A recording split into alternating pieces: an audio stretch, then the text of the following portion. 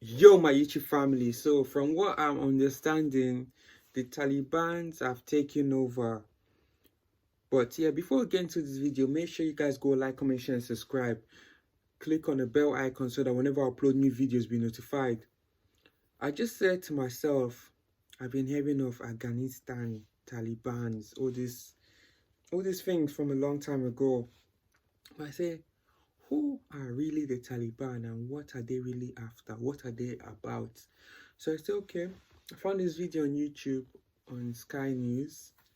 I just said, I'm just going to watch it and you guys can hear it. You will hear it. And let's just get some information. Because what's been happening recently is good for us to have a recap. May the soul of the people that have died in this, throughout this, all this the war and everything that's been happening, and as of recently, may their soul rest in paradise. But yeah, let's just watch this, listen to this video.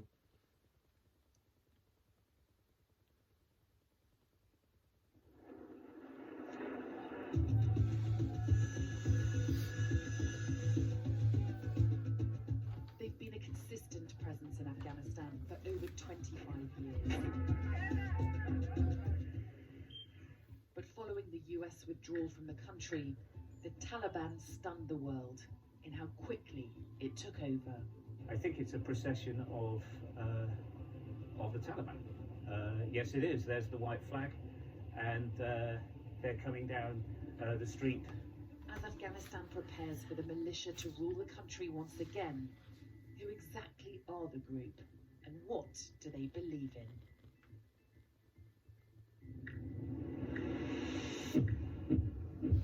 The Taliban are an Islamist military organization which ruled Afghanistan from 1996 until 2001.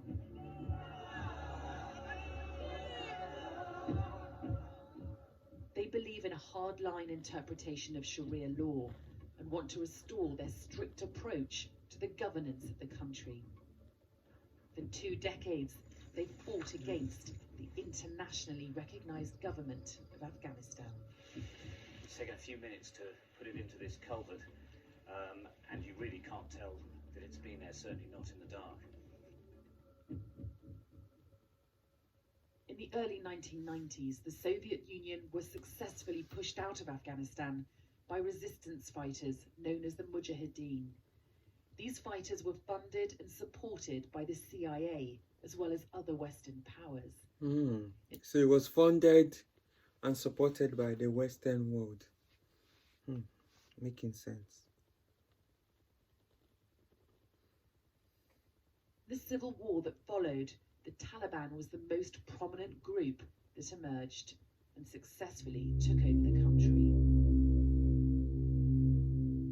Theirs was a repressive regime where women and girls were denied education, music and films were banned, and massacres and executions commonplace. Afghanistan also became a training ground for terrorists. After 9/11, the US wanted them to hand over the man responsible.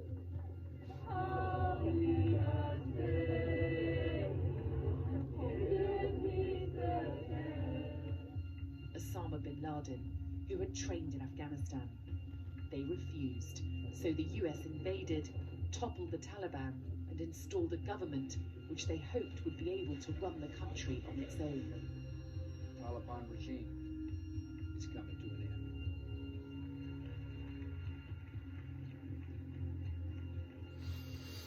Their leader is Hibatullah Akhundzada. He has ultimate control over political, religious and military affairs. Mullah Abdul Ghani Baradar is the deputy leader and co-founded the Taliban. He now heads the political office and is part of their negotiating team with the Americans. Sirajuddin Haqqani is the head of the Haqqani network. The US have called it a terrorist group and it's infamous for its use of suicide bombers. The Taliban have commissions, essentially departments of finance, health, military, education and others. Underneath this cabinet of leaders are local commanders in power across the country's provincial capitals under their control, who are responsible for everyday services.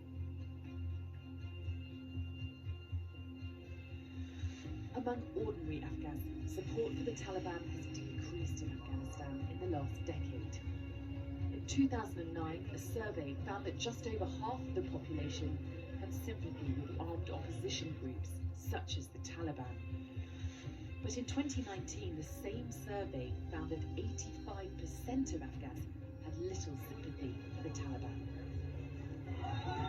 The speed at which the Taliban has overtaken the Afghan military suggests there may have been less resistance amongst the population than previously thought. The group has promised to allow a free media, and they've said women and girls will be safe. Indeed, in some provinces, local commanders have allowed girls' education to continue. This is not the case everywhere, though, and there is no guarantee this is indicative of their approach elsewhere. After 20 years of Western powers attempting to bring democracy and freedom to Afghanistan, it appears the sudden withdrawal of troops has left it all in vain. For some, it was a fruitless endeavour which took too long. For others, it was a rushed conclusion to an ongoing project that has left millions at risk.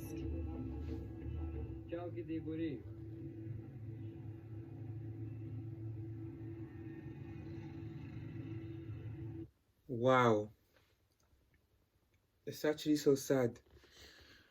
So basically, the US army soldiers, British soldiers, they withdrew from Afghanistan, and the Taliban have taken over. And so it's like all the efforts for the last 20 years, last 25 years has gone in vain. But one thing I just want to add, from wherever we get information from, we have to take it with a pinch of salt. You can't really just rely on one place to say it's a reliable source, or depending on the information. Like now, someone commented saying that this thing we just listened to has some info that are not factual, they're not correct. The person said Osama bin Laden was a fighter in the 1980s. In the 1980s war in Afghanistan, the Taliban grew out of orphans sent out to Pakistan during the 80s to the 90s. The Taliban isn't as such a single organization, as it's a group of tribal leaders. Pakistan has a off relationship with the Taliban because they will happily fight them too.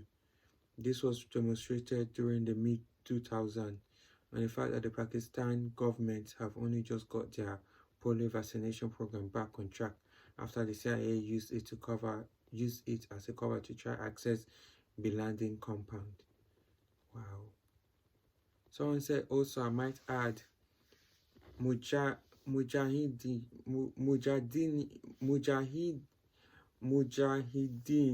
hope I said it right, Mujahideen, that the USA funded and supplied, which is the original seed of the Taliban to fight against the Soviets, and also use nefarious methods of the civilian population.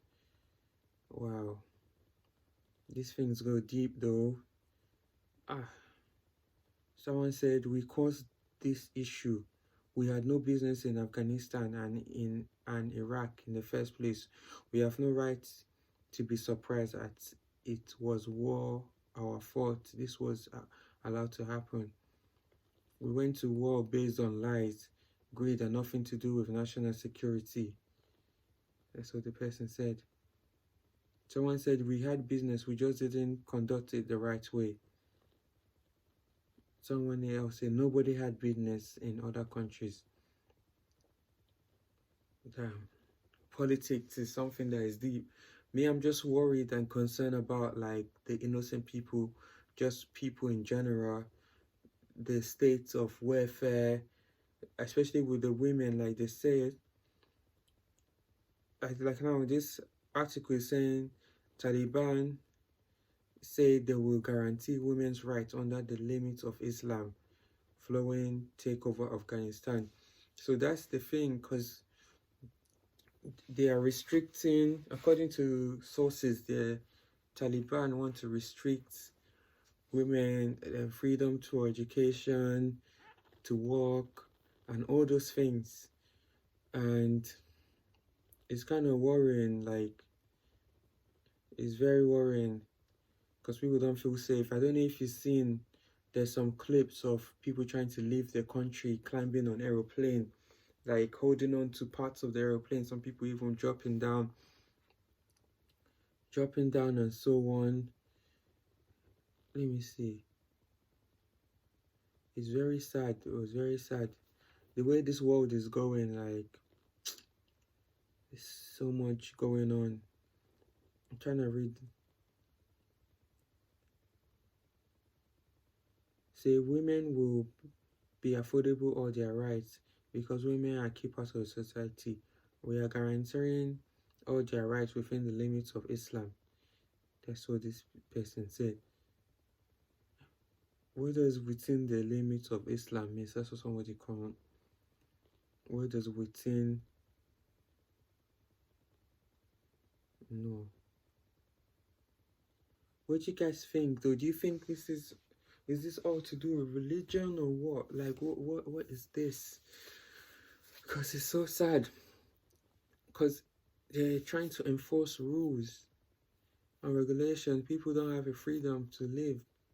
And at the same time, other people have other opinions saying that it's not by force to impose the Western style of living in other countries. They don't want to do it. They want to live how they want. What do you guys actually think of this? What do you guys think? Comment down below. And like, share, and subscribe. I'll see you guys in the next video. Peace.